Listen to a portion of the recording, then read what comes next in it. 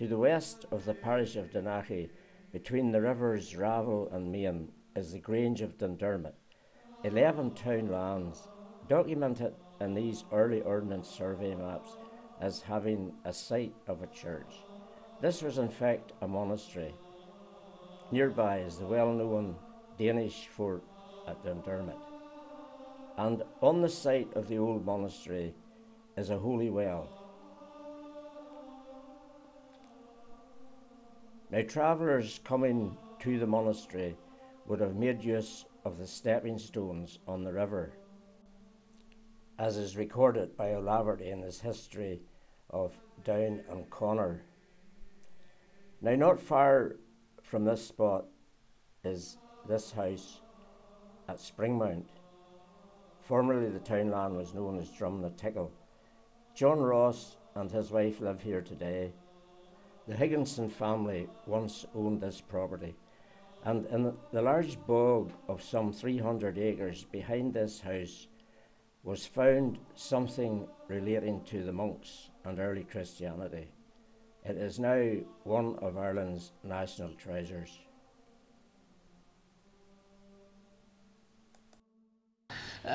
Christianity goes back a very long way in this part of the country.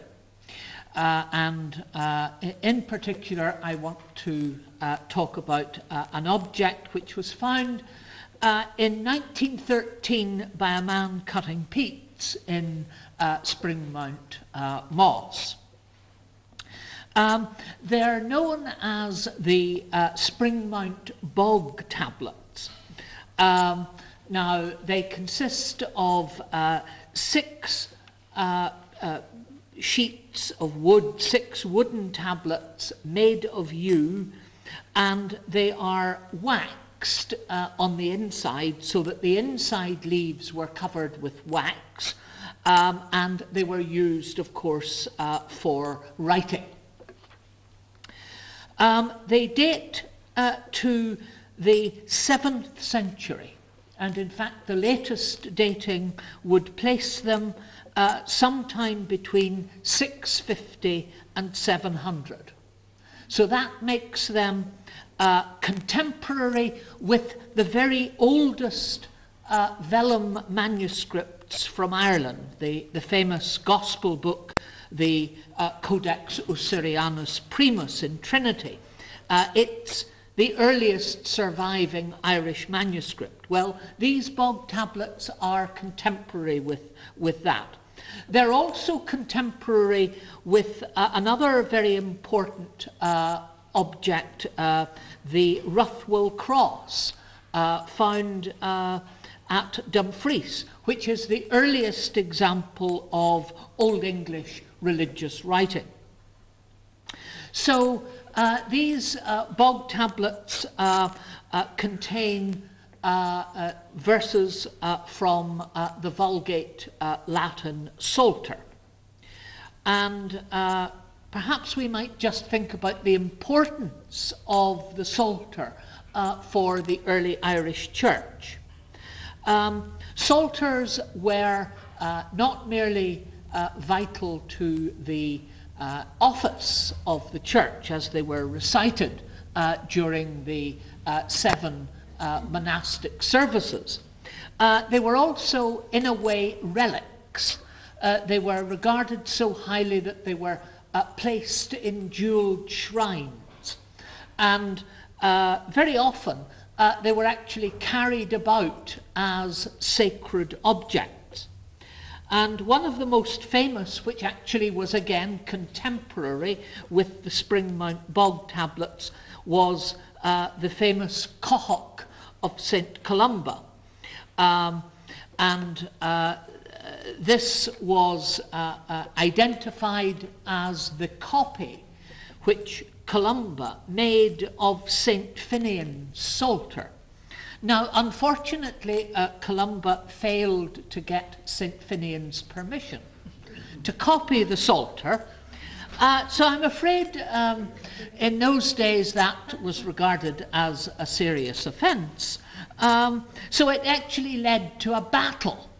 the Battle of Culdrevne, and it led to Columba's exile from Ireland. So it was all over the copying of a psalter. And that incident, of course, led to the first copyright law in history, which was proclaimed by the High King of Tara, Dermot McCurville. To every cow belongs its calf. To every book belongs its copy. The Springmount Bog Tablets are 6 tablets, as I said. They are pierced with 2 holes, and they're bound together by a leather thong so that they actually open like a book. And as you see from the illustration, they're secured by a leather strap so that this could be carried like a sort of satchel over the shoulder. Now, it was probably used by a student who was engaged in memorizing the Psalms in order to become what was called a psalteratus. That is, someone who could recite the Psalter from memory. The text, and you see an illustration here of the text, it's important for 2 reasons. The Latin text there corresponds to the Irish version of the Gallican Psalter, which was the second of St. Jerome's 3 Latin versions of the Psalter. And the text shows evidence that there was critical work on the Psalter text being carried out in Ireland in the monasteries of the 6th and 7th century. From the earliest times, as I said, the Psalter was a central part of the divine office.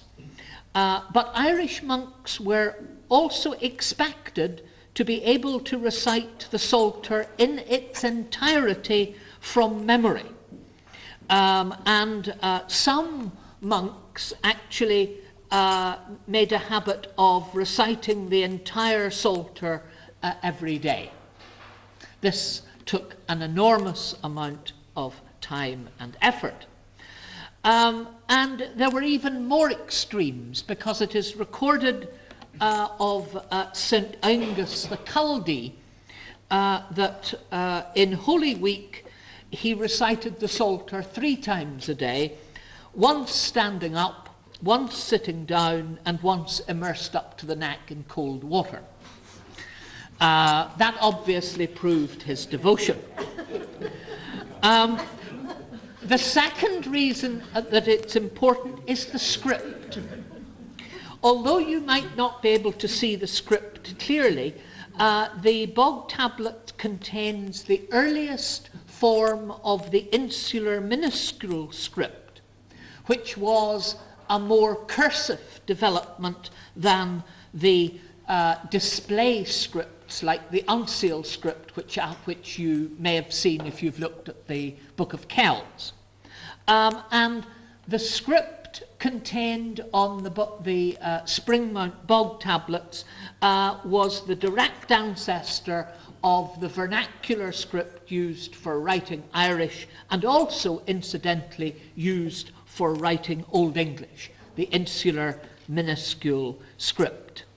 And I'll just conclude by a description taken from a slightly later document of a monk engaged in the recitation of the Psalms. He took down his book satchel from his shoulder and brought out his psalter and began to sing his psalms. The sound of the scholar's voice was heard 1,000 paces beyond the city as he sang his psalms through spiritual mysteries in hymns of praise, singly and in sections, in decades and in 50s, with paternosters and canticles at the conclusion. And that is my conclusion. Thank you.